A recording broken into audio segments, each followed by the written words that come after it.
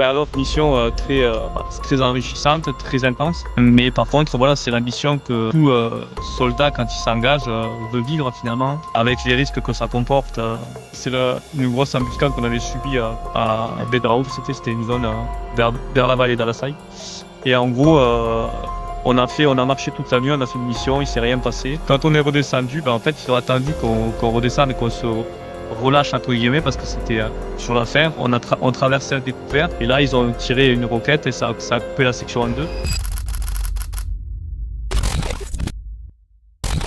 Bienvenue dans Parole de guerrier. Aujourd'hui, on reçoit Xavier, 18 ans de service au 3e RIMA, 11 missions de combat, de première classe à chef de groupe, un parcours qui est complet, du rang au grade de sergent, qui s'est forgé sur le terrain en compagnie de combat.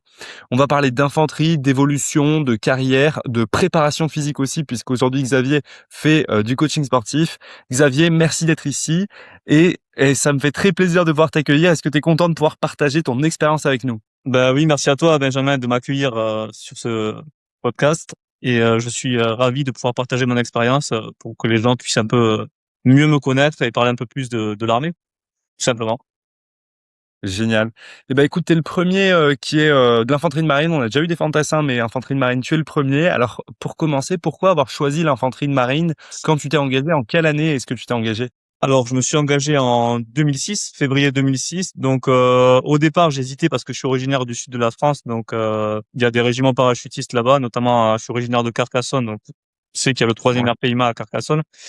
Donc, j'ai longtemps hésité. Cependant, je connaissais quelqu'un qui était au troisième RIMA à Vannes et qui m'a dit que c'était un très bon régiment, qui partait régulièrement à l'étranger et tout ça. Donc, je me suis lancé dans l'aventure bretonne et j'ai quitté du coup mes terres natales et je suis parti en Bretagne pour le troisième RIMA. Donc l'infanterie de marine. Génial. Donc, t'as passé tes tests près de chez toi, J'ai d'abord? passé mes tests à Lyon. Ouais, À Lyon, ok. ouais, Et c'était c'est en ça. Les tests c'était en 2005. 2005, ok. Voilà.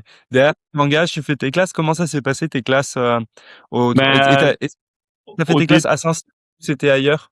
les classes, je les ai fait à côté de Vannes. C'était à Meucon. C'est un terrain d'entraînement. C'est là où avant on se faisait les classes. Maintenant, tu sais qu'il y a le CEFIM qui est mis en place. Donc il y a une partie qui Ouais, est faite. Ouais, voilà. le CEFIM est à Saint-Cyr pour le 3e RIMA et une partie de la 9e BIMA, C'est donc ça. c'est pour ça que je te demandais. Et oui, je Exactement. vois le... Exactement. Super. Donc à l'époque, non, il n'y avait pas encore le CEFIM. Du coup, moi, j'ai fait une partie au régiment et une partie à Meucon dans ce camp d'entraînement qui est fait pour les troupes du troisième RIMAC. Génial. C'était comment ces classes alors?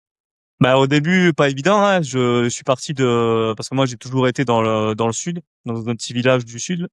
Donc j'ai quitté tout le monde et j'ai traversé la France pour démarrer. Donc au départ, c'est pas simple parce que déjà, tu es dans un cadre militaire, donc tu bascules de la vie civile à la vie militaire, ce qui n'est pas simple, on va dire, et puis que tu connais personne et t'es carrément à l'opposé de chez toi. Donc au départ, c'est pas évident, puis de fil en aiguille, tu crées une cohésion avec les camarades qui font les classes avec toi et tu te crées des connaissances et puis voilà, ça se passe bien comme on dit. Génial. Donc ouais, l'éloignement a été compliqué, mais tu as réussi progressivement à avoir une bonne cohésion avec ta section. Euh, Voilà, c'est ça. est-ce qu'il y a Qu'est-ce qui t'a le plus marqué pendant tes classes? Qu'est-ce qui m'a le plus marqué? Je dirais les marches, hein. Les marches interminables la nuit, que tu commences en fin de soirée, que tu sais pas quand est-ce que ça va s'arrêter, mais mais je pense que c'est ça qui m'a marqué mentalement, mais qui m'a aussi marqué mes pieds, on va dire. Ouais. C'est-à-dire tes pieds, t'as eu les pieds qui ont fini Ouais, tout blanc ou t'as j'ai eu eu les pieds ah, pour la marche, tu sais, du raid de la fin des classes. oui. Donc là, c'était une marche qui était sur 2 jours à peu près. Et j'avais une grosse, tu sais, une grosse ampoule remplie de sang sous le talon. Ouais, Ouais, donc je l'ai bien senti passer la marche, quoi. je comprends. Et d'autres points qui t'ont marqué pendant ces classes? Bon après il y a tu vois, tout ce qui est l'esprit de parce que tu te retrouves dans des situations où effectivement t'as pas trop dormi, tu manges tu sais rapidement et t'es dans des situations où t'es relativement fatigué et tout, et il y a cet esprit de cohésion qui se crée euh, automatiquement finalement. Enfin, c'est naturel parce que tu te rapproches de tes camarades qui sont dans la même galère que toi, on va dire. Donc c'est vrai que cet esprit de cohésion ben, se fait ressentir. Ben, c'est là que tu ressens que la cohésion est plus forte quand tu es dans des moments difficiles finalement. Ouais, carrément. Donc, une fois que tu as terminé les classes, là, t'es prêt à partir en mission. Ça y est, t'es fantassin, t'es en combat. Exactement. Comment tu vis de terminer ces classes et quand est-ce que tu fais ta première mission réelle? Ben, du coup, je finis mes classes. Ben, t'es content d'avoir fini ces 6 mois qui sont formateurs, relativement durs physiquement et mentalement, mais t'es heureux d'avoir fini cette première étape parce qu'en soi, c'est une première étape parce qu'après, quand t'arrives en compagnie, t'es toujours marsouin, t'es pas première classe encore et t'as encore toutes tes preuves à faire finalement.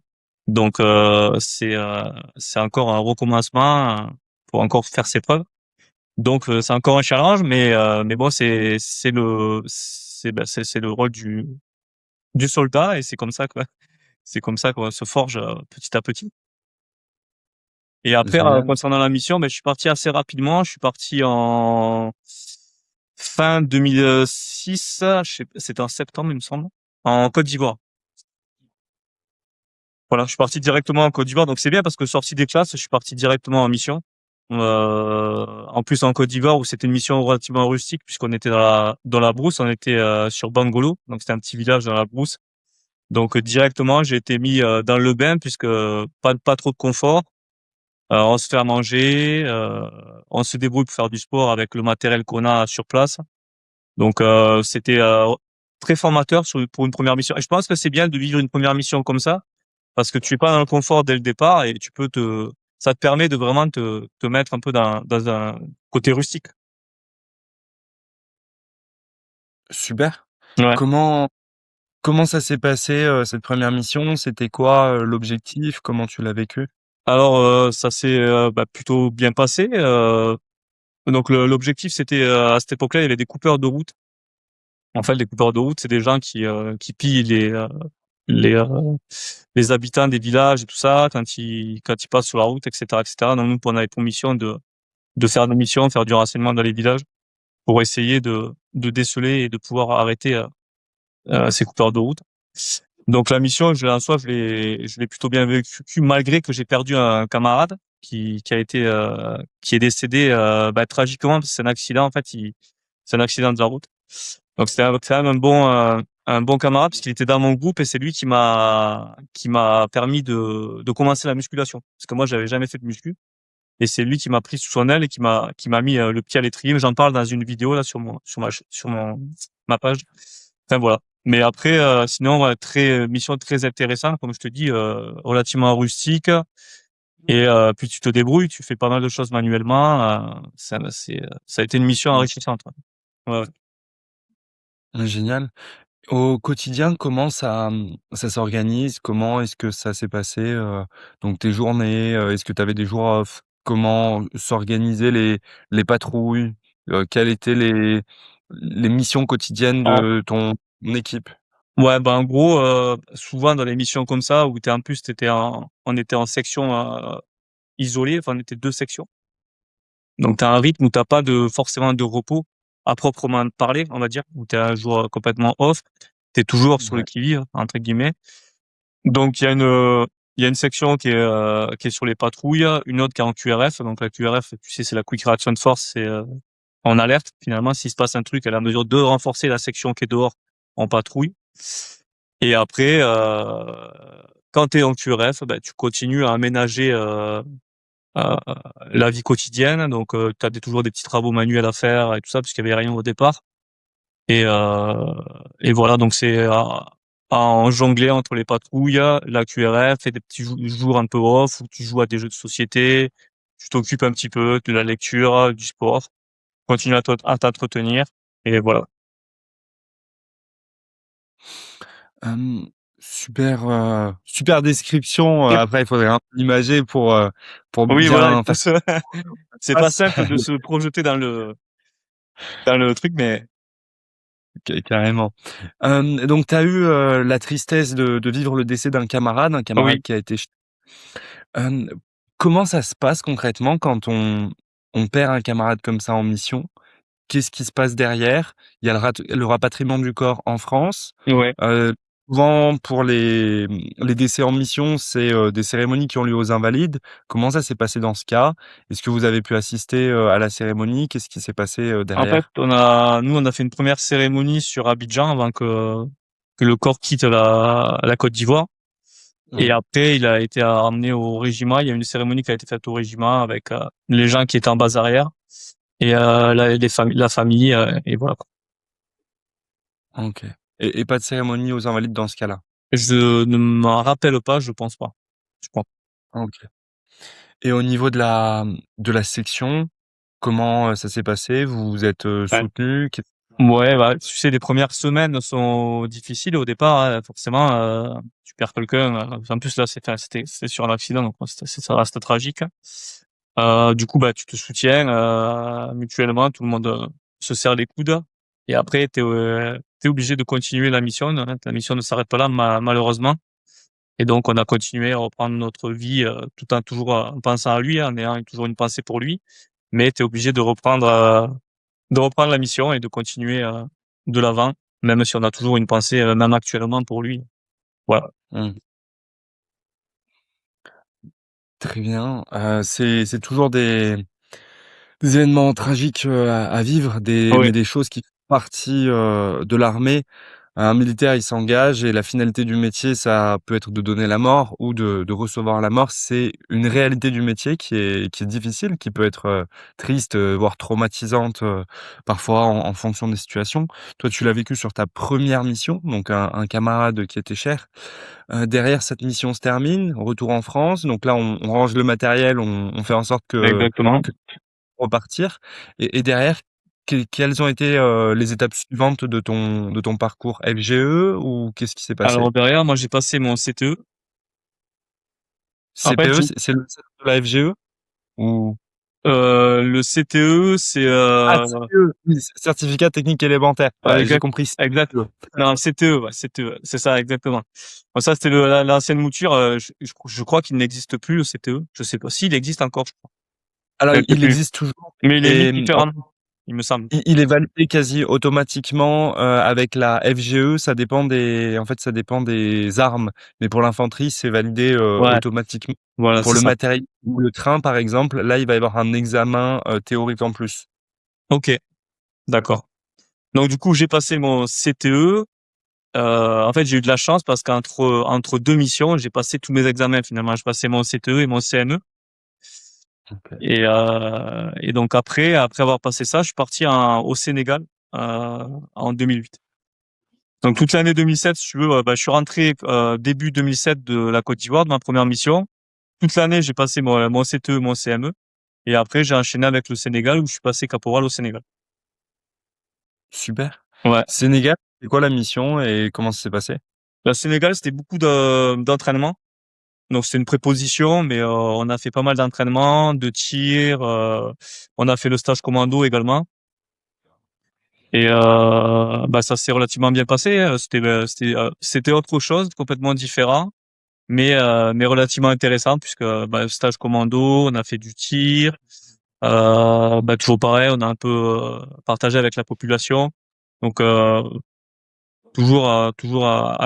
enrichissant comme expérience. Mmh. La population, c'est quoi qui t'a marqué, quand tu as été sur place et les échanges que tu as pu avoir avec, les locaux? Bah, c'est une culture totalement différente de la nôtre. Cependant, que ce soit en Côte d'Ivoire ou au Sénégal, moi j'ai toujours apprécié la population là-bas parce qu'ils sont vachement accueillants. C'est des gens vachement accueillants envers l'armée française. Ils ont l'habitude de nous voir là-bas, hein. Puis en général, enfin on les aide, hein.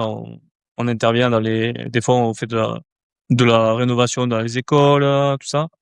On leur donne des cahiers aux enfants et tout, donc enfin, on a une bonne relation en général avec la population soit à la Côte d'Ivoire, tout ce qui est Sénégal. C'est vraiment des pays où moi j'ai vraiment apprécié échanger avec la population. Super. Et est-ce qu'aujourd'hui c'est quelque chose qui te manque? Oui, un petit peu. C'est vrai que voir de nouveaux pays, de nouvelles cultures, c'est toujours, heu, c'est toujours bien. Enfin, moi, c'est ce qui me plaisait également. C'est vraiment, pouvoir, voir de nouveaux paysages, de nouvelles cultures, parler avec, la population et tout. C'est vrai que c'était quelque chose qui me plaisait. Maintenant, tu peux toujours le faire dans le civil, hein, en partant en voyage. C'est différent, mais ça peut se faire également. Donc ça me manque, un petit peu. Maintenant, bon, j'ai décidé de d'arrêter, l'armée et je regrette pas non plus, ce choix-là. Et au niveau de ces missions-là, c'est-à-dire que même en tant à ce moment-là, tu étais caporal, même en tant que caporal, tu avais, l'occasion quand même pas mal de pouvoir échanger avec, les locaux qui étaient sur place? Oui, on arrivait quand même à avoir des échanges, effectivement, bah, notamment sur des je te dis sur des petits travaux, de rénovation d'écoles, des petits travaux de jouer au foot avec eux. Enfin oui, oui, il y avait des petits échanges, sympas. Ouais. Super, Ouais, ouais, génial. bonne expérience. Mmh. Donc toi, tu t'es engagé, directement via le troisième RIMA. Tu Oui. savais pas exactement à ce moment-là quelles étaient, les différences. Est-ce qu'aujourd'hui tu pourrais nous expliquer quelle est la différence entre un troisième RIMA et un RI au niveau de l'ambiance, des traditions, de l'histoire et aussi au niveau des séjours, point, qui peut être important? Ben, le troisième Weimar, ça reste un régiment colonial. Ouais. Donc effectivement, il y a cet esprit, colo, comme on dit chez nous et on a également beaucoup, de Tahitiens chez nous, de Wallisiens, on a beaucoup de gens des îles guyanais, donc il y a vraiment cette, la culture de chez eux qui vient également, se renforcer, chez nos traditions à nous, en fait, français et même s'ils sont français également, pour les îles, mais bon, voilà, il y a ce truc-là et c'est vrai que c'est ce côté colo qui qu'on retrouve pas peut-être pas forcément ailleurs et cet esprit, on l'amène quand on part en mission avec nous, de manière à vraiment partager, avec également les locaux sur place, quoi. Donc c'est vrai qu'on a une relation, notamment en Afrique, qui est un peu particulière avec, la population et tout ça. On est vachement, bah, c'est ça, c'est l'esprit colo comme on appelle. On échange avec eux, on fait du «troc» entre guillemets, pour acheter des cochons, enfin voilà, c'est un esprit que les quand on arrive, les gradés un peu nos chefs de groupe, et tout ça nous enseignent en fait, finalement. Et au niveau des traditions, c'est quoi les traditions, qui t'ont marqué? Alors les traditions qui m'ont marqué, bon après il y a la fête de Bazeille, ça c'est la fameuse, donc on a les jeux, ça c'est vrai que c'est marquant parce que chaque année on a ça. Donc il y a les jeux de Bazeille, donc toutes les compagnies s'affrontent, tu sais, au régiment et à la fin t'as un premier, un deuxième, un troisième, donc grosse grosse compétition et ça c'est vrai que c'était vraiment marquant parce que là tu te bats pour ta compagnie et c'était quelque chose de marquant et après il y a effectivement les chants, colo, heu que tu peux faire pendant les repas. C'est vraiment un esprit, un peu particulier. Et moi, il y a une tradition dont j'ai entendu parler, c'est le baiser écolo. Ah, le baiser Ça, colo, ouais. Ouais, ça se fait moins maintenant, je pense. À la fin, là, moi, je le voyais plus trop, mais oui, je l'ai eu fait et c'est bon, faut le voir pour le croire, quoi, c'est spécial. tu nous expliques ce que c'est? Bon, il y a eu le Covid qui a un peu cassé ce genre de tradition Ouais, avec, enfin, tu sais, le Covid, de contact, mais tu nous expliques du coup ce que c'est? en gros, c'est un baiser qui se fait entre 2, 2 personnes avec, dans la bouche, un mélange un peu de tout et de n'importe quoi. Et voilà, donc c'est un baiser un peu particulier, quoi. Et ça, c'est des traditions, que tu les as vécues comment, quand tu les as découvertes? Bah moi ça m'a pas trop choqué parce que en fait j'étais dans une classe quand j'étais à l'école, j'étais avec des rugbyman, c'est des sports études. Donc c'est tu vois l'esprit rugby, l'esprit armé, ça se rejoint un petit peu, hein. Donc j'étais pas trop choqué pour ça, un peu là-dessus, j'étais pas trop choqué. Donc tu as retrouvé un univers qui te plaisait. Ouais, Génial, voilà, c'est ça, c'est un peu le même état d'esprit, on va dire.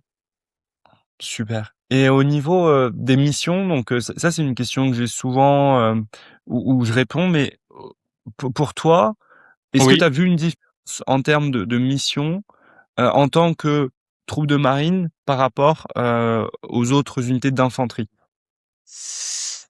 Je l'ai pas forcément constaté. Tu sais, quand t'es dans le, quand t'es dans ton régiment, dans ta compagnie, tout ça, tu regardes pas trop, même si t'échanges avec les autres, mais forcément, tu sais pas trop si ils font les mêmes missions que toi ou pas, vraiment en fait.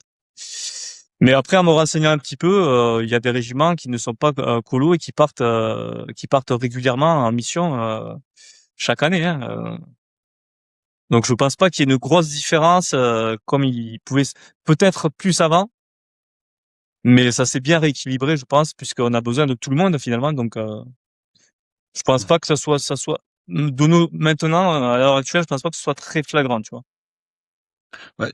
En fait, il y a pas de différence, depuis qu'il y a la nouvelle organisation de l'armée avec les 2 divisions Scorpion, donc depuis Ouais, 2016. exactement. On tourne et les missions sont les mêmes. Mais la différence, qu'il y a pour les troupes de marine, c'est les séjours. Est-ce que Exactement. tu as eu l'occasion de partir en séjour Ben ou non? non, j'avais une proposition, mais j'étais en train de divorcer, donc j'ai pas pu. Et Ah, quand tu refuses une fois, tu sais, en ouais. général, t'es un peu bloqué, quoi. Donc c'est pour ça Mmh. que j'ai effectué autant de temps dans la même compagnie finalement. Et tu avais une proposition pour partir, à quel endroit? J'avais rempli une forme op, j'avais mis quoi? J'avais mis Djibouti, j'avais mis quoi? Sénégal et Martinique, je crois, Guadeloupe. OK, et on t'avait proposé? Et j'avais pas eu là encore la destination. Ah, Ouais, c'est le mais tu avais premier attendu, G. Et ben déjà, je te dis, j'étais en train de régler un divorce, donc c'était un peu compliqué. OK. C'est quoi un Fort Mob et comment ça fonctionne les mutations dans l'armée? En fait, Comment tu se compat remplis, tu mets il me semble que c'est parce que ça fait longtemps, hein. Tu mets 3 choix de destination, donc choix 1, choix 2, choix 3. Et après, tes choix sont étudiés ou pas. Et après, du coup, donc t'es proposé à partir en séjour. Et en général, on te propose une destination de séjour en fonction des places, en fonction des fonctions. Il y a plusieurs critères qui rentrent en compte. Donc c'est pour ça que des fois, tu mets des choix. Et c'est pas forcément le choix que tu as mis en numéro un sur lequel tu partiras en séjour. et pour compléter juste un point pour ajouter, donc Fort Mob, c'est formulaire mobilité. Et c'est, une demande de mutation aussi. Bah, après, c'est plus pour les sous-officiers, officiers qui sont obligés de changer de régiment, Ouais, à voilà. certaines C'est valable pour aussi les pour militaires les. du rang. Ouais, les militaires du rang, normalement, ils bougent pas. Ils sont pas censés changer de régiment. Après, c'est toujours possible, mais c'est compliqué. Et par contre, pour partir en séjour, c'est le même fonctionnement et c'est ce qu'a complété donc Xavier pour, faire sa demande de séjour. Et un Exactement. séjour, c'est faire 2 ans, dans une unité à l'étranger, donc un territoire français directement. Donc, il y a Guyane, Mayotte, Martinique, Guadeloupe ou Djibouti, Sénégal, il y a aussi la Côte d'Ivoire. Et en fait, c'est les personnes après qui restent, 2 ans à cet endroit-là. Et ensuite, il y a des personnes qui peuvent partir sur des durées plus courtes. Donc, quand tu es parti, au Sénégal ou en Côte d'Ivoire, tu étais passé, et tu as dû voir des personnes qui étaient en séjour C'est et ça, qui, on appelait ça des permanents. ouais. Ouais, ouais. Et un point aussi, que j'ai découvert, moi, qui m'a un peu surpris, c'est que les permanents et les personnes qui sont en OPEX n'ont pas forcément les mêmes règles. Par Oui, exemple, sur les sorties, donc sur un même camp, c'est-à-dire que les permanents, le soir, ils rentrent chez eux, ils ont le droit de sortir du camp. Par contre, ceux qui sont en OPEX, bah, ils pourront sortir que le week-end ou non, ou ça peut être interdit en fonction tout du à fait. régime, de l'OPEX et des règles qui ont été, mises en place. Tout à fait, ouais. Exactement. Hem Maintenant pour poursuivre sur, ce que tu as découvert dans l'armée, donc toi tu es resté 18 ans dans la même compagnie combat, c'est ça? Exactement, ouais. Ouais, ouais. Je suis resté à la Heu 3 du 3. Voilà. et tu toujours ouais, la même section, donc la troisième section pendant L 18. Pas la même section, non. En fait, Ah!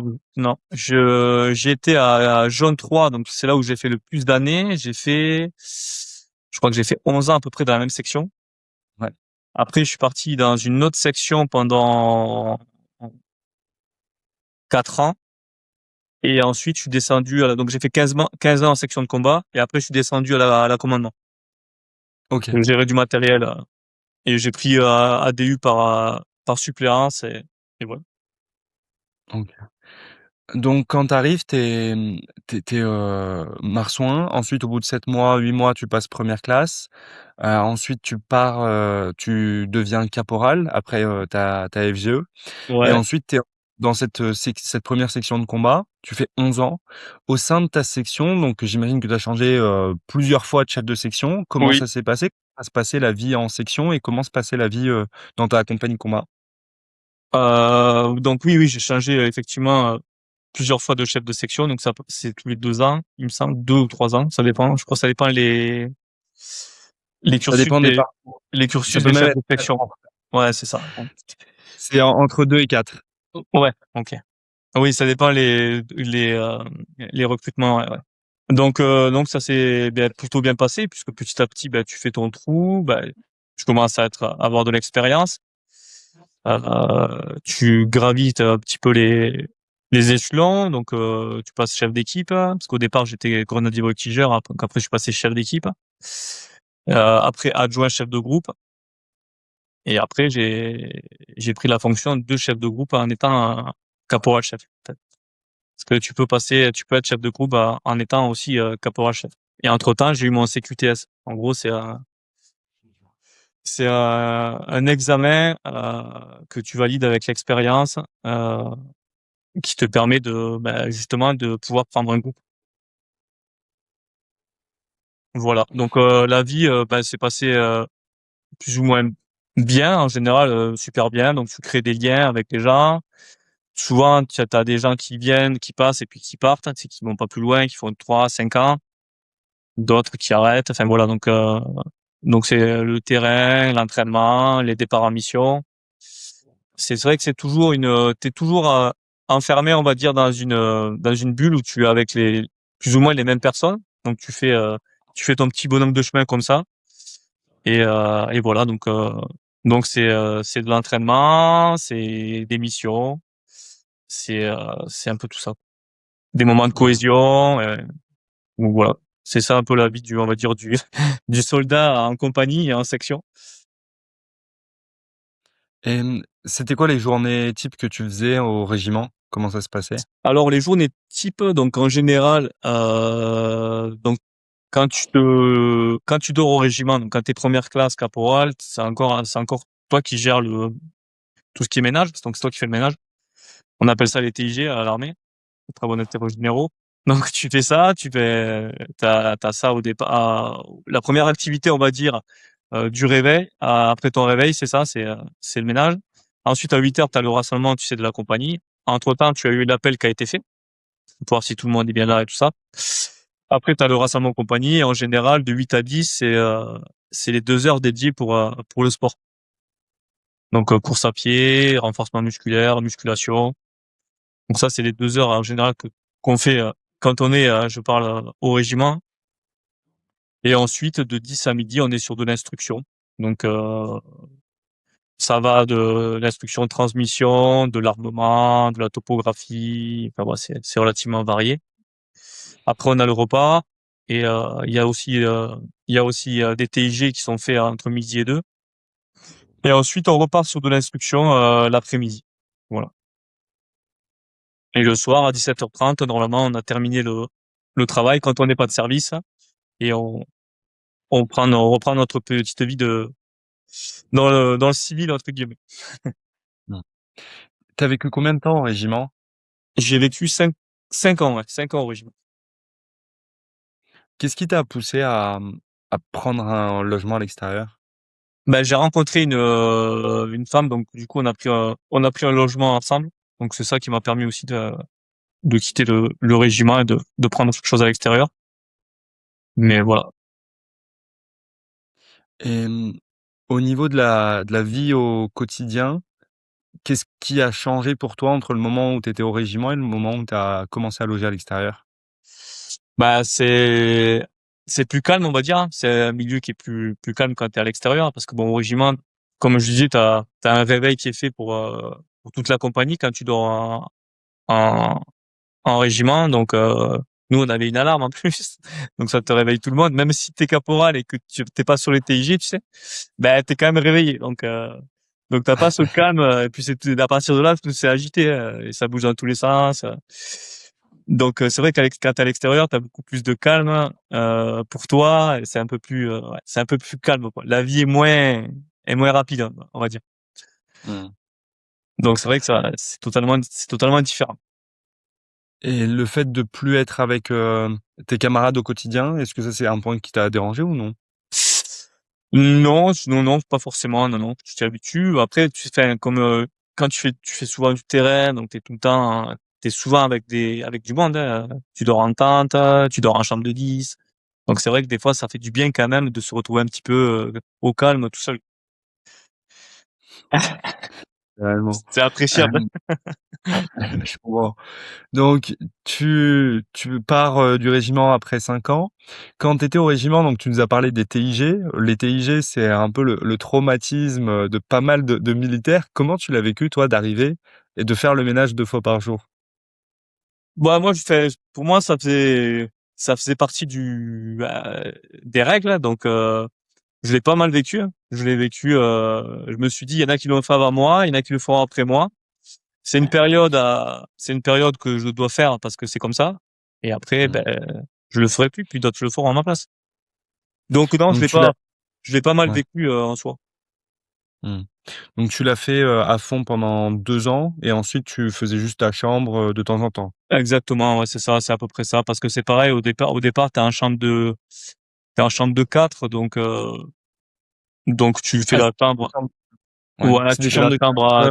4 ou T'as plusieurs à faire la chambre, donc voilà, c'est ça, c'est ce que t'as dit. C'est à peu près 2 ans de TIG. Et après, quand tu passes caporal et que t'as un peu plus de maturité, d'expérience, ben, tu t'occupes que de ta chambre finalement. OK. Et c'était que des chambres de 4 du coup au 3e RIMA? Il y avait des chambres de 4, des chambres de 2. OK. Pour Ouais. les pour les premières classes et aussi, chambre de 2? Bah non, les chambres de 2 en général, c'est quand t'es un peu plus ancien. C'est le petit privilège. Oui, c'était pour les caporaux et caporaux-chefs? Ouais, exactement, c'est ça. C'est ça. Mmh, très clair. Après ça donc, tu étais caporal-chef. Est-ce que tu es passé caporal-chef de première classe ou tu as directement, fait Saint-Mexan pour, devenir sous-officier? Je suis passé caporal chef de première classe, et moi, tu sais, je suis passé sous-off sur le cursus rang. Donc Oui. Saint-Mexan, j'ai fait 4 jours là. Donc, tu vois, Ah oui, j'ai pas trop, j'ai vu le OK. foyer et un petit peu l'amphi, mais j'ai pas trop, j'ai pas trop vu, ouais, non. Donc le cursus rang, c'est quoi ce que tu as fait exactement au niveau En formation? gros, le Donc quel genre de cursus rang, rang moi, et quand je suis passé rang, en fait, c'était sur dossier. Bon, ils ont ouais. changé les délais. Avant, c'était, je connais plus les délais d'avant, c'était de 15, je crois, à 20 ou un truc comme ça. Et ils ont avancé. Ils ont avancé de 12 à je sais plus combien. Et en fait, moi, je suis passé relativement tôt. J'étais un choix jeune, je passais à 12 ans et demi. Et c'est sur dossier. Cette année-là, il y en avait 2 qui devaient passer au régiment. En fait, c'est en fonction des places et tout ça. Et du coup, bah, j'ai été pris dans les 2 qui devaient passer au régiment. Super. Ouais, ouais. Donc, bah, j'étais content. Et bah, j'étais déjà chef de groupe à ce moment-là. Mmh. Et en fait, enfin, je sais pas si c'est le régiment qui avait mis ça en place ou c'est national. En gros, quand tu prenais le galon de sergent à rang, tu devais 2 ou 3 ans de chef de groupe derrière. Si t'étais en section. Donc, j'ai continué à faire après chef de groupe pendant 2 ans et demi, je crois. OK. Et la formation que tu as eue, c'était seulement ces 4 jours ou tu as eu, autre chose en plus? Non, non, après c'est de l'expérience, et c'est pour ça que c'est sur OK. dossier, tout ça, c'est un peu plus de l'expérience, parce que les 4 jours, on va Ouais, dire, c'est pas ça qui va changer la donne, quoi. clairement. Derrière, quand tu chef de groupe, ça veut dire quoi? Et explique-nous concrètement, quel est le métier au quartier et le métier en mission? Alors, chef de groupe, du coup, bah, tu bascules. Quand tu es chef d'équipe, tu commandes 2 personnes. Ok, donc il y a bon, j'explique rapidement. En gros, un groupe, il est composé de 2 équipes, l'équipe 300 et l'équipe 600. Voilà, les équipes, il y a un chef d'équipe et 2 personnes dans l'équipe. Et le chef de groupe, pardon, lui commande ces 2 équipes. plus l'équipage s'il y a un véhicule, donc c'est-à-dire le pilote et le radiotireur. Donc en gros, le chef de groupe, il gère 8 à 10 personnes. Ça, je parle sur le terrain et tout ça. Donc c'est beaucoup plus de responsabilités parce que c'est déjà plus de personnes à commander. Et en plus, il y a une notion tactique qui est un peu plus élevée que quand tu es chef d'équipe. Parce que tu dois diriger un groupe entier, te coordonner avec les autres groupes et tout ça en rendant des comptes à la radio au chef de section. Donc c'est vrai que c'est quand même plus de responsabilité là-dessus. Et donc ça, c'est plus sur le terrain, quand on est en combat et tout ça. Et au quartier, le chef de groupe, lui, c'est quoi? C'est soit le matin quand il y a le moment où on fait le sport, soit c'est lui qui gère son groupe, donc c'est lui qui fait les séances à son groupe, ou alors ça peut être des séances qui sont faites à section. Et quand c'est des séances au groupe, en fait c'est toi, chef de groupe, qui gère ton groupe. Donc c'est ton groupe, tu le formes un petit peu, on va dire entre guillemets à ton image, quoi, finalement. Et après l'instruction, c'est pareil. Donc l'instruction, il y a des chefs d'équipe qui font de l'instruction, mais l'instruction qu'on va dire un peu plus technique, c'est le chef de groupe qui s'en occupe.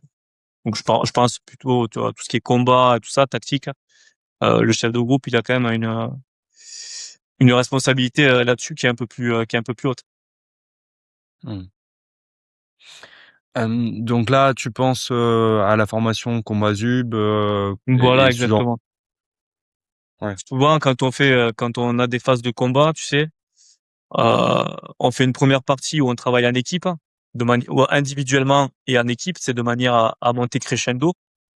Et après, hop, on rassemble le groupe et on travaille en groupe. Mmh.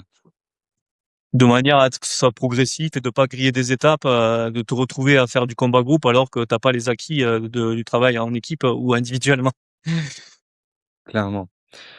Est-ce que tu as eu l'occasion en mission de mettre à profit pleinement la partie tactique que tu as pu apprendre et de commander réellement ton groupe de cette manière-là? Euh, oui, j'ai eu l'occasion de le faire en tant que chef de groupe, non plus adjoint et chef d'équipe. Mmh. Chef de groupe, j'ai pas fait des missions où on était réellement sur du combat. Par contre, en tant que chef d'équipe, même grenadier voltigeur, parce que en Afghanistan, par exemple, j'étais grenadier voltigeur, donc j'étais GV. Sur les autres missions, par exemple en Centrafrique, j'étais chef d'équipe. Donc là, oui, effectivement, j'ai eu l'occasion de mettre sur le terrain ce que j'avais appris à l'entraînement. Ouais, tout à fait. Et qu'est-ce que tu as fait sur ces missions? Donc, commençons par Afghanistan, tu es parti en 2009, c'est ça? Oui, c'est ça. Ouais. Donc c'était, on était enfin c'est l'année 12 Bin, c'était quelques années après l'ouverture du théâtre. C'était un an après Ouzbin, ouais. Ouais, c'est ça. C'est Et 2008, oui, 2008. c'est 2 minutes, autant pour moi. Ouais. J'ai plus toutes les dates par cœur. Donc comment tu l'as vécu cette mission? Qu'est-ce que tu as fait? Comment c'était sur place? Alors, mission c'est très enrichissante, très intense. Mais par contre, voilà, c'est la mission que tout soldat, quand il s'engage, veut vivre finalement, avec les risques que ça comporte. Parce que effectivement, on est en permanence sur le qui-vive. Là. C'est un pays qui est en guerre. Puis, enfin, les gens connaissent, je pense. On en a beaucoup parlé de l'Afghanistan. Mais après, c'est vraiment, c'est vrai qu'au niveau combat, tactique et tout, c'est la mission la plus enrichissante que j'ai pu faire. Hein. Vraiment, tu mets vraiment à profit tout ce que t'as pu apprendre durant ces années. Puis c'est un an d'entraînement quasiment également avant de partir. Donc c'était long entraînement et après tu te retrouves là-bas et tu mets vraiment à profit ce que t'as appris quoi. Donc c'est vraiment pour un soldat, c'est le, on va dire le summum de ce que tu peux vivre quasiment. Donc voilà, donc c'est vraiment c'était vraiment un souvenir qui reste ancré, c'est sûr. Mmh. Donc 1 an de préparation. Ouais, Tu as fait quasiment non, oui. les terrains avec ton régiment. Tu es passé par après un centre On est passé par Briançon. de validation. Ouais, Ouais. on est passé par, bon, on a fait pas mal d'évaluations, hein. Je crois qu'on avait fait un Santac, à Seito, il me semble. Et après, on a fait aussi un terrain en montagne, donc à Briançon. pour travailler en montagne, tu sais, le combat en montagne, la tactique, même la condition physique, monter avec le matériel, descendre et tout. Donc c'était vraiment super intéressant parce que j'avais jamais fait des zones un peu montagneuses comme ça, enfin vraiment montagneuses parce que Briançon il y avait même de la neige un petit peu, donc super intéressant, super intéressant. Je crois que celui-là c'était le dernier terrain avant qu'on ait nos permissions et qu'on parte, il me semble. Ça fait 2009, c'est loin, mais il me semble que c'était ça. Et donc, un an avant, tu as dit que tu partais en Afghanistan. C'était organisé, tu savais à l'avance que tu allais y partir. Ben alors, il y a eu des changements parce que alors on était prévu de partir, ils savaient pas encore quelle section partait parce qu'ils ont essayé de mixer un peu les sections d'autres compagnies pour que tout le monde ait l'expérience, toutes les compagnies aient l'expérience de la mission Mm. Afghanistan. Et du coup, nous, on a Ouais. carrément au dernier moment remplacé un groupe de la section. Ok. Donc, il y avait qu'une seule section qui partait du régiment. Non, Ou non. En gros, si tu veux, il y avait deux compagnies qui partaient. Donc, une compagnie sur Nijrab, une compagnie sur Tagab. Mais dans les compagnies, ils ont créé des sections qui venaient d'une autre compagnie. Ils ont créé une section qui venait d'une autre compagnie. Ouais. Dans ton régiment, donc vous aviez combien de compagnies de combat à ce moment-là? 5? Ou Non, il n'y avait pas la cinquième. On était à 4 compagnies. 4? Plus les Ok, donc compagnies d'éclairage d'appui et plus la CCL.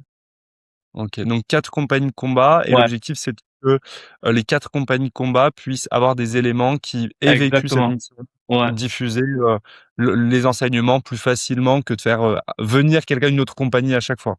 tout à fait. Tout à fait. C'est pourquoi, en fait, l'ensemble des compagnies et l'expérience de l'Afghanistan.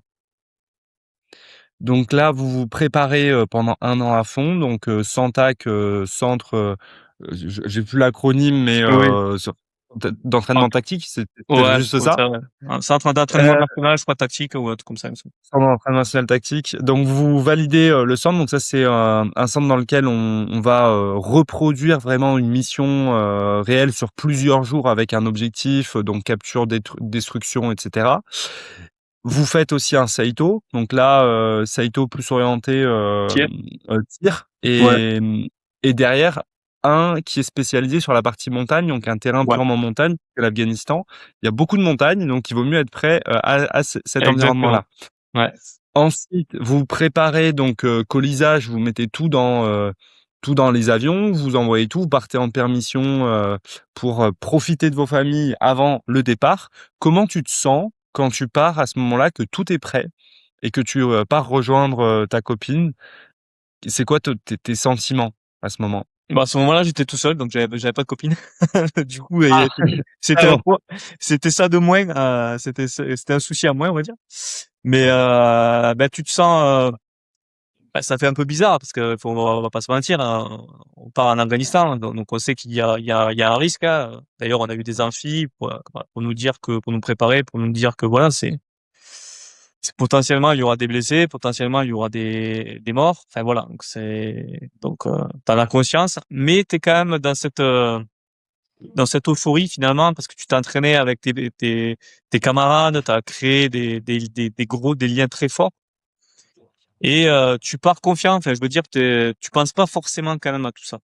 Tu t'en vas, tu sais que tu laisses ta famille et tout, mais je veux dire, t'es quand même t'es assez confiant finalement. Tu te poses pas des questions négatives, mais plutôt t'as plutôt hâte quand même d'y être finalement. Ok. T'arrives sur place, c'est quoi tes premières sensations? Ben en plus on est arrivé à Bagram, donc c'est un grand camp américain, un grand camp de 3000 personnes je crois. Donc j'avais jamais vu ça, donc c'est impressionnant. Hein. C'est une ville, hein, une grande ville en fait au milieu de l'Afghanistan. Et ben tu te dis, t'arrives, tu te dis hop ça y est, ben on y est quoi. Hein. C'est parti, hein. C'est le début de la grosse mission qu'on a entendu parler et que enfin ben c'est maintenant on y est et donc faut faire le travail, faut être concentré et ramener tout le monde quoi, ramener tout le groupe, faire tout pour que tout le monde rentre en bonne santé. C'est le principal. Et bah, remplir la mission et garder tous les éléments. Voilà. C'est mieux si on peut. Enfin, Oui. ça va être des objectifs. Après, la priorité, c'est que la mission soit remplie. Parfois, avec des pertes malheureusement. La mission, c'est quoi concrètement? Qu'est-ce que vous faites? Comment ça commence? Comment ça se passe au quotidien? Où est-ce que vous êtes? Nous, on est à Nijrab, donc c'est une FOB. C'est dans la vallée, c'est dans la Kapisa, dans la vallée de la Kapisa. Et en gros, bah, les premières missions, c'est de la patrouille, mais pour s'acclimater. Tu sais, au début, tu fais pas des patrouilles très longues, sinon ton corps il va pas aimer, hein. Si tu commences à faire des patrouilles de je sais pas combien d'heures avec 40 kilos de matériel, c'est compliqué. Donc au départ, on fait des petites missions, des petites patrouilles pour s'acclimater, pour se prendre nos marques, on va dire. Et après, au fur et à mesure, on fait des plus grosses missions. Puis de temps en temps, il y a vraiment des grosses missions qui sont montées pour. C'est de l'antiterrorisme, hein. Finalement, on essaie de combattre les talibans. Euh, et voilà. Donc c'est un peu les 6 mois mission QRF. C'est toujours pareil. Il y a des phases de repos, mais qui sont pas réellement du repos parce que là, t'es vraiment au cœur d'une vallée qui est quand même relativement dangereuse. Donc voilà, et tu fais de l'instruction également, toujours pour se continuer à t'entraîner. Tu t'entraînes physiquement. Il y avait une salle de musculation. Enfin voilà, c'est rythmé comme ça. Et en fait, t'as des missions qui sont plus longues, qui durent peut-être 2 jours. Tu dors sur le terrain. Enfin voilà. À ce moment-là, tu es sur une OPEX de 6 mois Oui, ouais, ouais. et donc sur ces 6 mois, tu restes sur, cette FOB, donc une base opérationnelle avancée et tu restes là pendant les 6 mois? Oui, exactement. Et au niveau de l'organisation, c'est quoi? Tu as une tente, commune Ouais. partagée, En fait, av chaque groupe a sa tente. ouais. Et en plus là, nous on avait relevé des chasseurs alpins et en gros, les mandats d'avant, ils avaient mis des armatures en bois à l'intérieur de la tente. Je pense que c'était pour les mandats hiver. Et Mmh. en fait, on était super bien. On a les tentes. On avait les deux équipes qui étaient réparties sur, on va dire, deux côtés. Ça faisait comme deux petits bâtiments. La tente, ça formait comme deux petits bâtiments séparés. Et au milieu, on avait la zone vie où on a amélioré. C'est pareil, on s'est occupé de la zone vie et tout ça pour l'améliorer de manière à vivre encore mieux, quoi. Et voilà. Super, Ouais, ouais. C'était génial. top. Vous aviez, des ventilateurs, la clim, rien?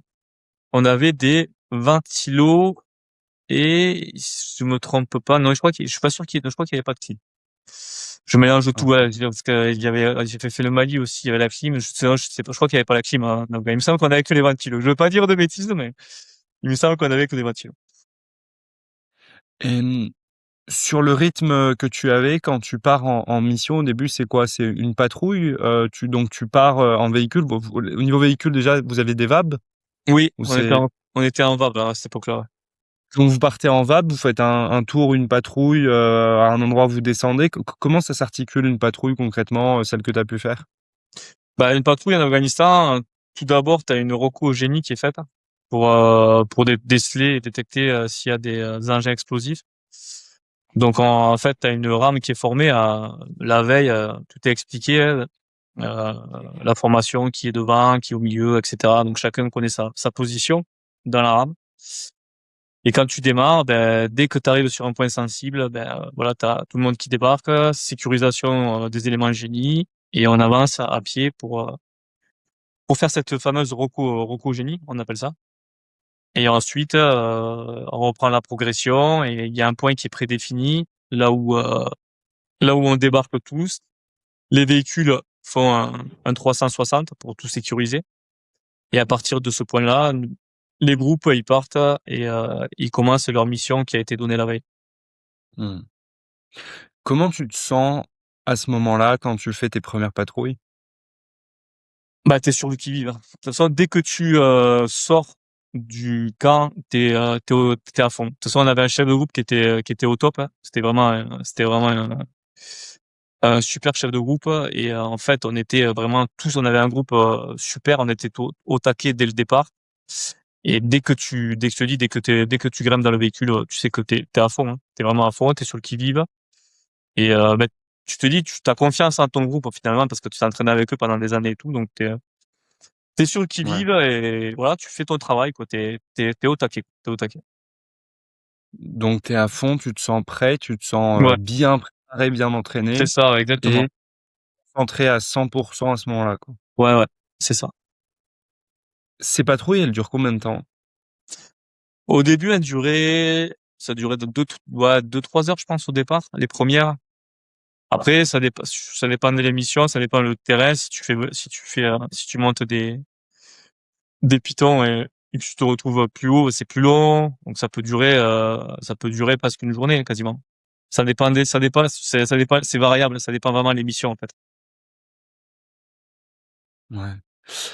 Hem, Quand ça dure une journée, à la fin d'être concentré comme ça, tu dois être crevé. Bah, t'es crevé. En fait, quand t'es sur le moment, bah, t'as toujours de l'adrénaline, quand même, finalement. T'es toujours tenu, on va dire, bah, t'es toujours tenu en haleine. Et donc tu ressens pas forcément la fatigue. Et c'est quand tu rentres que là, il y a tout qui redescend un petit peu. Surtout si t'as eu des actions de feu ou des trucs comme ça. Ton adrénaline, tu sais, ça te tient vraiment éveillé, on va dire. Et Mmh. après, oui, c'est vrai que c'est quand même fatigant. Donc il faut penser à se reposer, hein. Il faut vraiment se reposer quand tu peux parce que 6 mois, c'est quand même relativement long pour le corps. Donc autant psychologiquement que physiquement, c'est pour ça que la préparation est vachement importante, hein, finalement. Les 1 an de préparation, tu sais pourquoi tu les as fait, quoi. Mmh. Clairement. Et donc sur cette mission, toi, tu parles d'action de feu justement, tu en as vécu? On en a vécu, ouais, quelques-unes, effectivement, on en a vécu, ouais, ouais, ouais. Bah, de toute façon, c'est Qu'est-ce un que pays, en général, enfin, tu sais, c'est souvent le cas, hein. Donc, il y a des sections qu'on a vécu plus que d'autres. Typiquement, ceux qui étaient à Tagab, c'était un peu plus chaud que Nijrab. Mais on a quand même aussi eu quelques actions de feu assez importantes, oui, effectivement. qu'est-ce que tu as ressenti, à ce moment-là?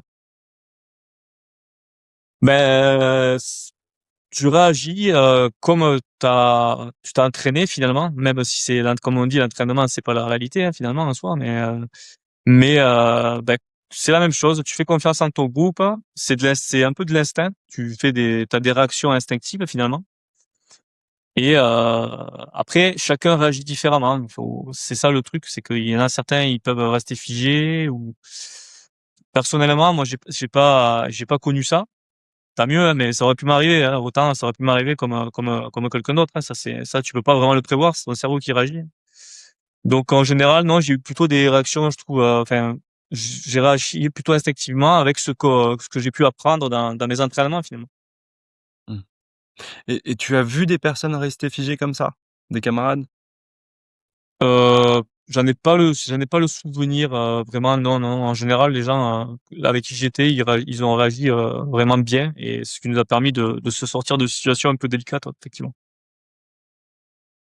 Donc qu'est-ce qui s'est passé, par exemple, sur une de ces actions de feu? Vous vous êtes fait tirer dessus? C'est d'abord vous qui avez décelé un ennemi? Comment ça s'est passé? En général, c'est eux qui te décèdent avant, hein, parce que ils connaissent le terrain, parce que ils sont bien. Bah, ça fait des années qu'ils font la guerre, etc., etc. Donc ils sont chez eux, c'est leur terrain. Donc, bah, celle que je me rappelle le plus, c'est une grosse embuscade qu'on avait subie à Bedraoub. C'était une zone vers la vallée d'Alassai. Et en gros, on a marché toute la nuit, on a fait une mission, il s'est rien passé. Et quand on est redescendu, on a observé au-dessus d'un piton. Quand on est redescendu, ben en fait, ils ont attendu qu'on redescende et qu'on se relâche entre guillemets parce que c'était sur la fin. On traversait un découvert et là, ils ont tiré une roquette et ça a coupé la section en deux, si tu veux. Et on était tous dans un découvert, donc il y avait quasiment rien pour te poster, quoi. T'étais obligé Mmh. vraiment de te mettre à plat ventre. Et donc là, ils nous ont fixé pendant, ça a duré plusieurs heures. Et tant bien que mal, avec l'appui aérien, avec l'appui des doucettes et tout ça, on a réussi à décrocher de manière organisée. Comme justement, c'est là où tu te rends compte que ce que tu as appris, ben c'est pas, tu l'as pas appris pour rien, parce que tu le fais, ça devient un automatisme, on va dire, et Mmh. tu le fais même sous le feu. Donc voilà. Donc tu vois la roquette, enfin tu vois l'explosion? Ouais, c'est ça. Je vois l'explosion Et parce qu'on sait pas trop d'où ça part. Et après, du coup, ouais. on arrive à peu près à savoir d'où partent les tirs, d'où viennent les tirs. Et parce que ils étaient assez loin, donc au départ, on savait pas trop, quoi. Et après, donc, ben, on a commencé à riposter en direction de là d'où venaient les tirs, où étaient postés les talibans. Et Mhm. après, tant bien que mal, ça c'est, vu qu'il y avait une riposte qui était assez conséquente envers eux, et que donc ils ont senti que ça commençait à se rapprocher, ça c'est un peu, les tirs ont diminué, et nous, entre-temps, on commençait à le décrochage pour retrouver les véhicules, qui étaient beaucoup plus loin. Donc là, les tirs venaient du haut de la vallée, donc à peut-être Non, plus de même pas. 500 C'était même pas du haut de vallée. C'était un flanc de village. C'était un flanc de village qui mètres. était, mais qui était relativement loin. C'était à 400 ou 500 mètres au moins. Ouais. Ouais. Et vous aviez des tireurs de précision dans le groupe? Oui, oui, oui. On avait toujours des tireurs de précision. Et du coup, eux ont pu tirer sur ces talibans qui vous tiraient dessus et Non, je vous crois avez... qu'ils ont pas forcément décelé. Eux. Ils avaient pas des positions favorables. Donc en plus, ça allait quand même assez vite. Enfin, c'était assez intense. Donc c'était compliqué pour eux de même de se déplacer. Hein. On était quand même relativement fixés. Donc c'était pas simple. Ok. À ce moment-là, vous étiez équipé comment? Donc, tu as ton gilet, donc la frag, tu as ton casque, tu as, Ouais. Ta musette. la musette. Donc, tu avais une musette de 24 heures, donc qui fait 20 kilos, c'est ça? Ouais, à peu près. Moi, j'étais tireur LGI, donc j'avais mes grenades aussi dans la musette, mon LGI. Ben ouais, on s'est posé, on a quasiment 40 kilos de matériel sur le dos. Est-ce que tu t'es senti à l'aise dans tes mouvements, dans ce qu'il fallait faire pour combattre à ce moment-là avec ce matériel? Ouais, franchement, en fait, à ce moment-là, le poids, tu le sais pas ça que tu le ressens pas, le Ouais. poids. C'est vrai que tu te rends pas compte, tu sais pas si t'as 40 kilos ou, non, Mmh. tu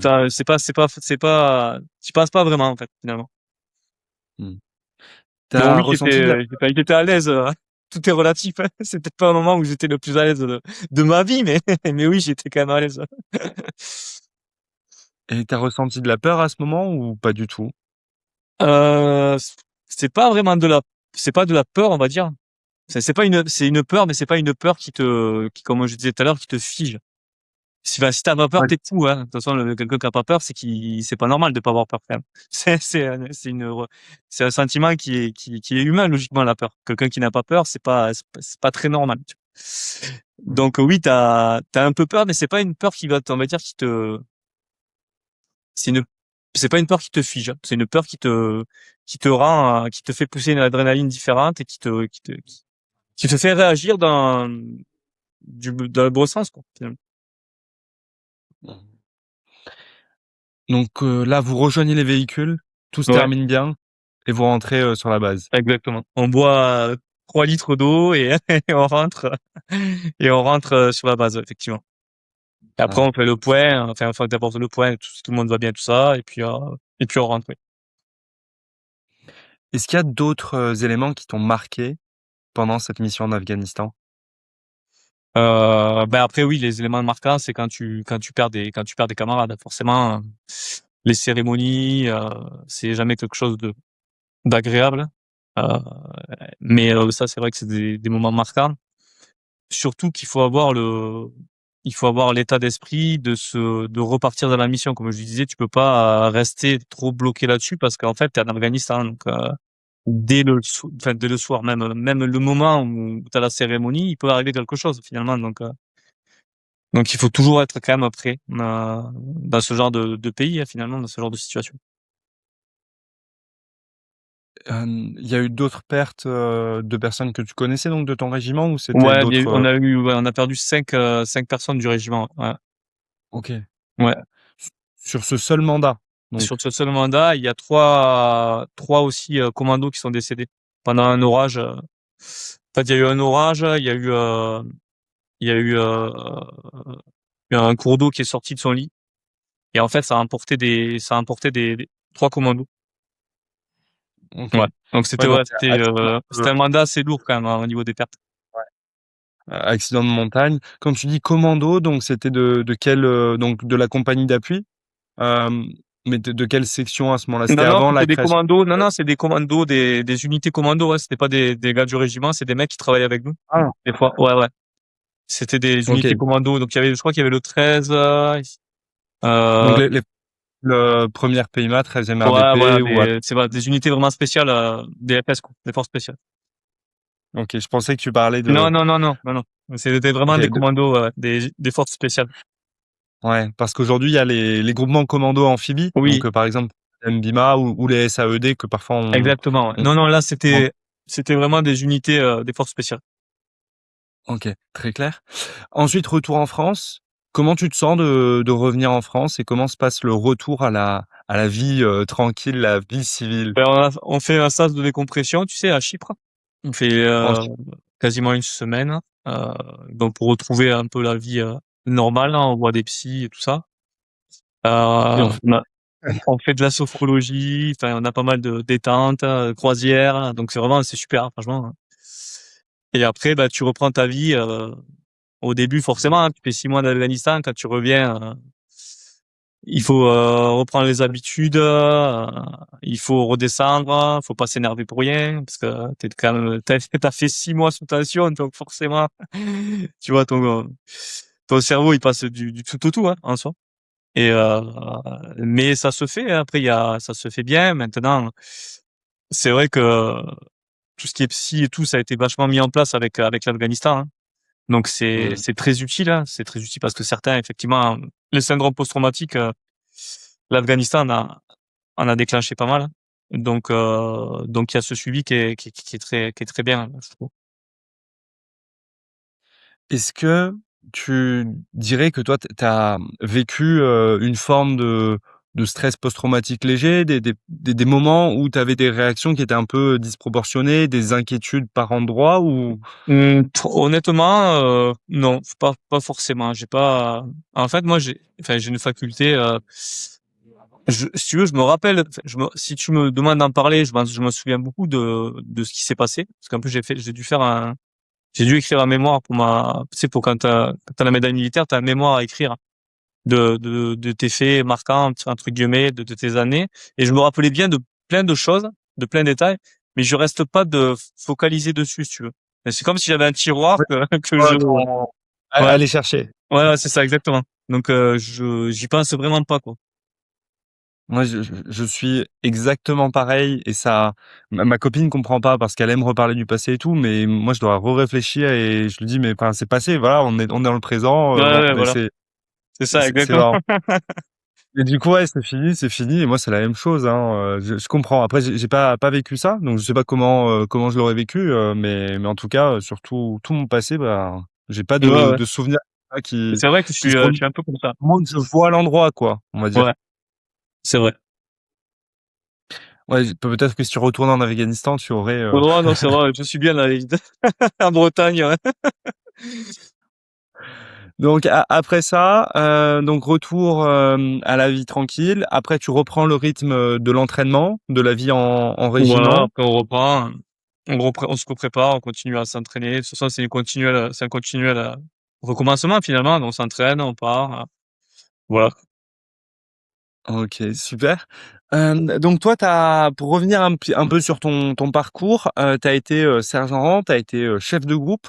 Comment est-ce que tu dirais que, le fait d'évoluer dans l'armée comme ça, de poste, donc de rentrer comme simple soldat, puis après, devenir chef de groupe et de pouvoir, commander, comment est-ce que ça t'a marqué et qu'est-ce que tu as pensé de cette possibilité d'évolution dans l'armée? Bah, c'est très intéressant parce que l'armée, ce qu'il y a de bien, c'est que tu peux commencer au plus bas finalement de l'échelle et tu peux monter. Tu peux même te retrouver finir CDU, hein, finalement, commander une compagnie.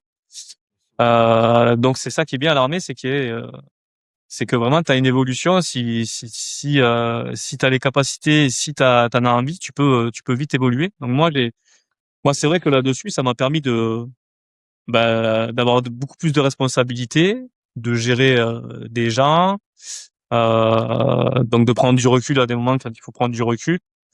Et je trouve que c'est vraiment intéressant comme type d'évolution, l'armée, parce que tu peux vraiment te retrouver à commander vraiment pas mal de chefs de section. Enfin voilà, je trouve que c'est vraiment quelque chose de bien là-dessus, et ça m'a permis moi d'avoir des responsabilités et de m'ouvrir, d'être un peu plus sûr de moi, gagner en assurance et en expérience, tout ça. Donc ça m'a vraiment permis d'être un peu plus, d'avoir plus d'assurance, on va dire. Mmh. Très clair. Donc, toi, tu as continué, sur la voie, sergent rang. Qu'est-ce qui fait que tu n'as pas voulu faire Saint-Mexant et passer par la voie officier enfin sous-officier, semi-direct? Je voulais être militaire du rang au départ, donc je voulais rester militaire du rang, caporal-chef. Et après, c'est vrai qu'on m'a proposé de passer rang et j'ai dit oui, j'ai dit pourquoi pas et j'ai pris l'occasion et donc je suis passé rang, mais c'est vrai qu'au départ, je voulais rester militaire du rang. OK. Est-ce qu'il y a eu des regrets d'avoir plus de responsabilités et de devenir sous-officier? Euh, non, pas forcément. Je regrette pas. Je suis pas trop dans le regret, moi. Tu sais, je fais comme je l'ai senti sur le moment et je regrette pas parce que c'est vrai que j'ai vécu quand même j'ai vécu beaucoup de moments Mmh. très forts, on va dire. Et c'est quoi le métier qui t'a le plus plu dans l'armée? Parce que tu as quand même eu, pas mal de métiers, différents.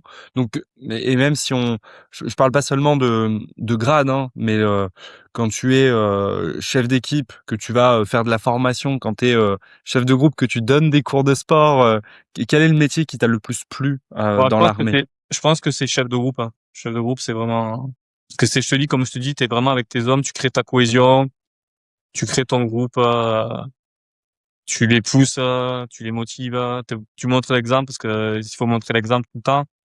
Et moi, c'est quelque chose qui me plaît, de motiver les gars et se préparer pour voilà pour les missions et tout ça. C'est vraiment quelque chose. Vivre avec eux pendant sur le terrain, entente et tout ça. C'est vraiment ça, c'est vraiment quelque chose qui m'a plu. Alors Xavier, donc, toi, tu as fait le choix de devenir sergent rang et après tu as eu des postes de sous-officier adjoint en CCL, donc en compagnie de commandement en liaison Non, non, c'est pas et ça. J'étais à la commandement de ma compagnie. à la commande de ta compagnie, donc Ouais, ouais, avec le C OK, j'avais c'est ça. compris, que tu avais Non, changé non, de c'était à la compagnie. section commandement de ma compagnie. Très bien, donc, au sein de ta compagnie, tu as pris un poste d'adjoint ADU et tu pas, fait le choix de poursuivre et de devenir chef de section sur la suite? Non. Qu'est-ce qui fait que, tu as choisi d'arrêter avant? Bah, déjà, de base, je voulais faire 19 ans et demi, enfin, 18 ans et demi plus ma reconversion. Donc, je voulais pas partir trop tard parce que, je comptais partir, tu sais, dans un métier du sport. Ouais. Donc, c'est pour ça que je comptais pas partir sur un cursus ni d'estat, ni chef de section. OK. Voilà. Et ensuite ta reconversion, donc toi, tu as décidé de partir sur du sport? Est-ce que tu as eu un processus de reconversion avec l'armée, donc, diplôme passé avec l'armée? Comment s'est passée ta reconversion? En fait, donc moi, j'ai fait un BPGEPS. Donc, c'est un brevet d'état pour être potentiellement coach sportif. Et en gros, ça dure un an, le BPGEPS. Donc, ben, j'ai monté mon dossier, tout ça, et c'est la cellule reconversion qui s'occupe de ça, donc l'armée. Donc, j'étais encore sous contrat avec l'armée, et donc j'ai fait ma reconversion et mon BPGEPS avec l'armée, donc qui me finançait 85% de ma reconversion. Génial. Ouais. Donc, un BPJEP, ça coûte, enfin, alors, je connais pas les prix, au moment où tu l'as passé, mais tu l'as passé plutôt récemment, donc, ça doit être similaire. Un BPJEP, ça coûte entre 5 et 10 000 euros globalement. Oui, c'est Donc, ça. Ouais. 85% de prix en charge, c'est quand même sympa. Ah oui, bah oui, ça fait du bien, hein, c'est clair. Ouais, carrément. Donc tu suis ton BPJEPS. À ce moment-là, est-ce que tu perçois encore ta solde militaire ou ça s'arrête? Tu sur quelle procédure de Le personne reconversion? a toujours ma solde militaire, effectivement. J'ai juste plus les primes bah, de combattants et tout, forcément, vu que je suis en reconversion, ce qui est normal. Ouais. Donc pendant un an, tu es payé par l'armée pour passer un Voilà, diplôme et à la fin de ça, tu signes, tu quittes l'institution et là, tu deviens coach sportif dans le civil. c'est ça, exactement. Qu'est-ce que tu as pensé de ce petit processus de reconversion alors? Content?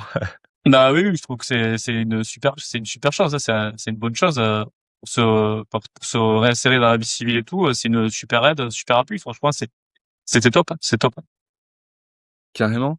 Qu'est-ce qui t'a motivé à te reconvertir dans le sport et à devenir coach sportif après cette carrière dans l'armée? Bah en fait, moi, j'ai toujours voulu enfin depuis le lycée, hein, je voulais faire un métier dans le sport, tu sais, je voulais faire un STAPS à la base. Sauf que à l'époque, le STAPS, il fallait être bon en scientifique, tu sais. Tout ce qui était matière scientifique, il fallait être bon. Moi, j'étais nul, j'étais pas très bon, tu vois. Donc je suis pas parti là-dessus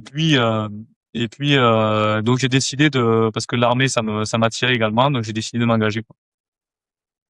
Génial. Et donc Ouais.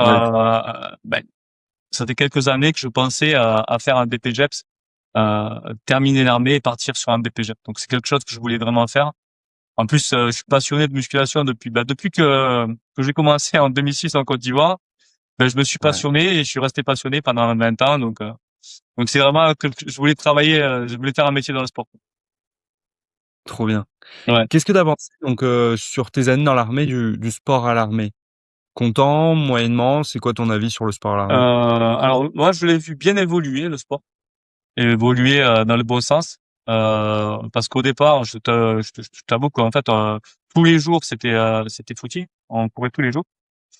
Et après, enfin, quand t'es dans le move, tu cours, tu sais, t'es dans le truc. Mais au fil des années, quand tu te renseignes sur le sport et tout ça, surtout que tu vas en faire ton métier après, bah, tu te rends compte que courir tous les jours, c'est pas forcément la meilleure chose pour progresser en cardio ou en course à pied.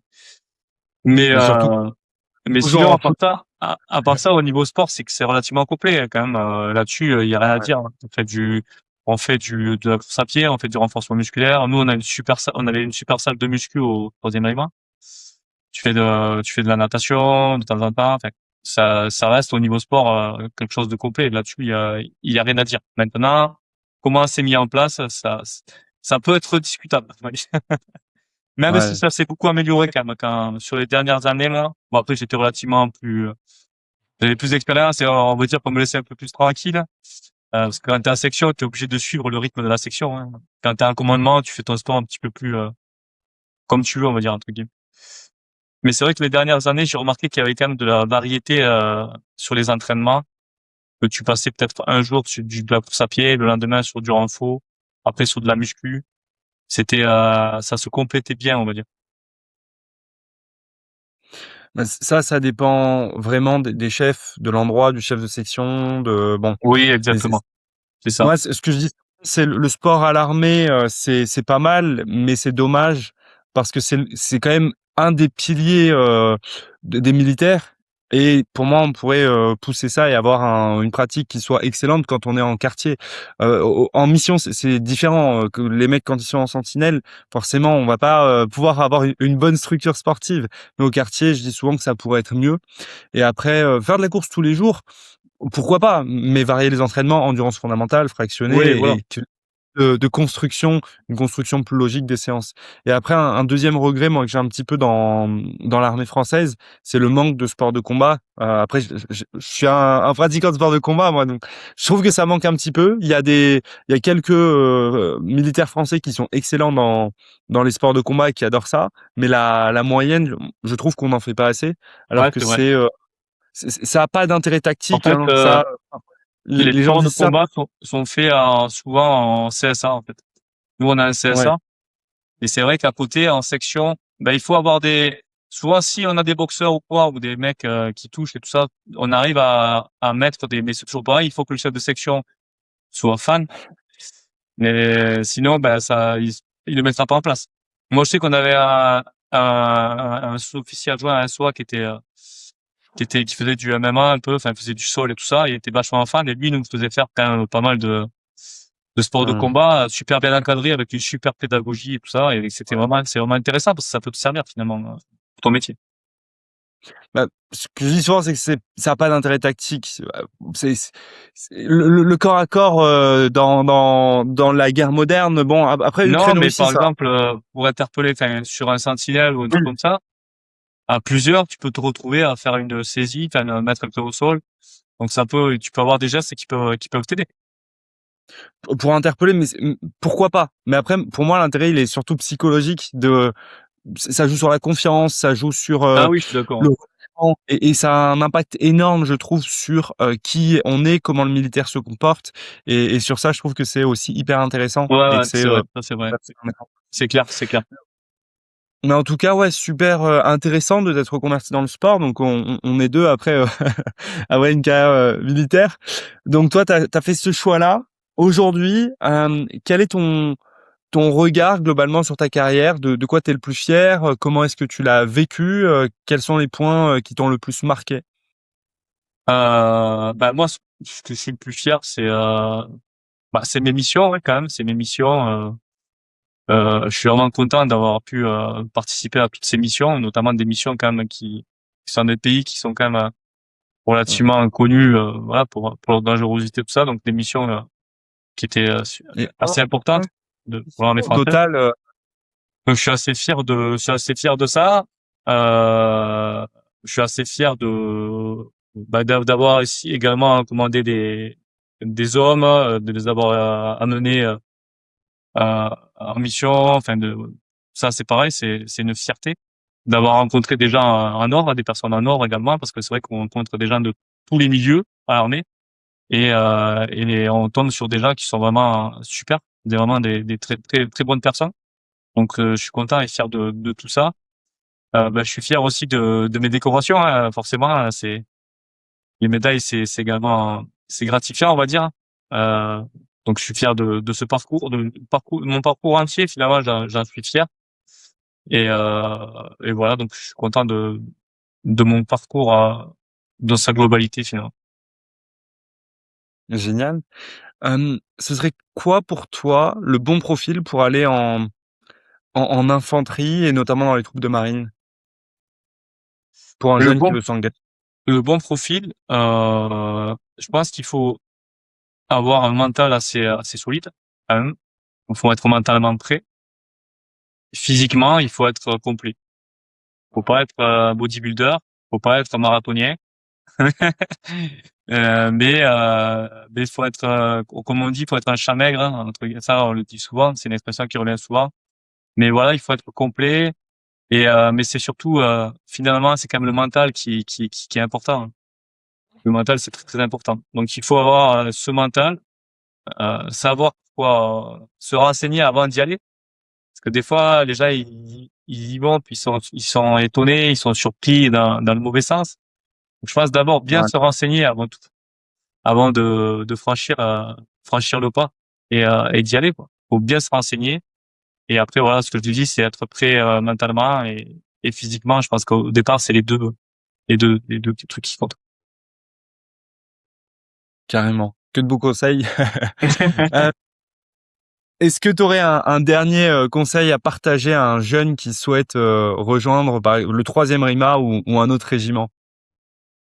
Le conseil, voilà, j'en y reviens là, c'est déjà Ouais.